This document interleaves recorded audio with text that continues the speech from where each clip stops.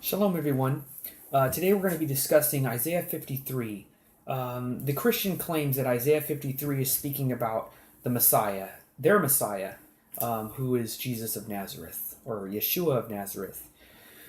Now, I just want to go through the passages in Isaiah that identify the suffering servant, or the servant of YHWH, as being Israel, as a combined entity, as a plural entity.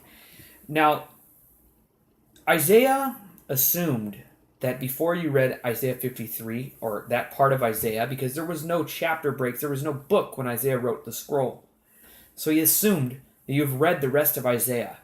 So the point is not to insult or attack, but I want to give you the tools to learn how to study these things, to find the answers. Isaiah 53 is a very controversial chapter, and I mean this with the highest love and respect. You got to study the scriptures in context. Read Isaiah from the beginning. Or do, as this short video will presume, start in Isaiah chapter 41, like I'm trying to tell you, and go to 56. Then you'll figure out over and over that the servant is identified as Israel. Now, in Isaiah 53, the servant is not identified. It's not identified. It never says who is the servant.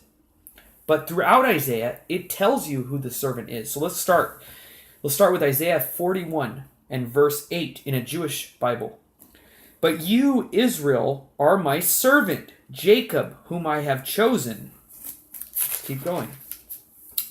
In chapter 42, and then 43, verses 10 through 11, it says, my witnesses you are, declares YHWH, and my servant. So you see the plural, witnesses, plural, and servant, Isaiah 53. So it goes from the plural to the singular in one passage.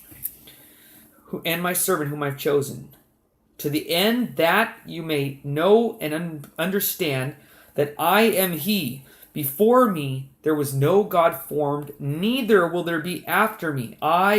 Even I am YHWH, and besides me there is no Savior. That's what the servant represents. So, obviously, if you don't believe in the one true God of Israel, and you have another Savior, you're not really following this decree.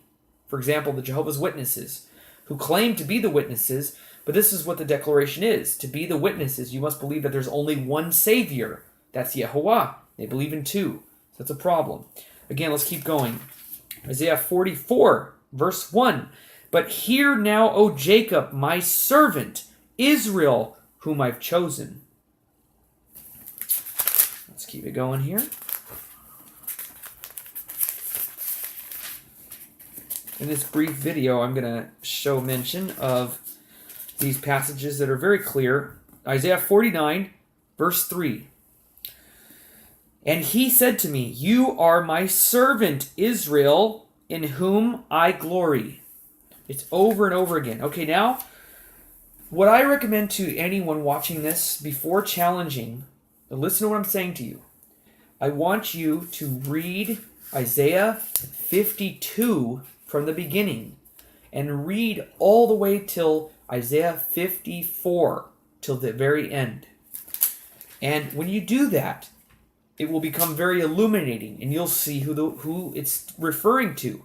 Once again, Isaiah presumed that you had read the rest of his book, or his scroll, and the rest of Isaiah before you got to 53. If you grabbed a book, a random book, you never read it before, and you opened it up to a 53rd chapter and started reading, do you think you're really going to understand what it is if you only read the 53rd chapter? Especially when it doesn't identify what character it's speaking about?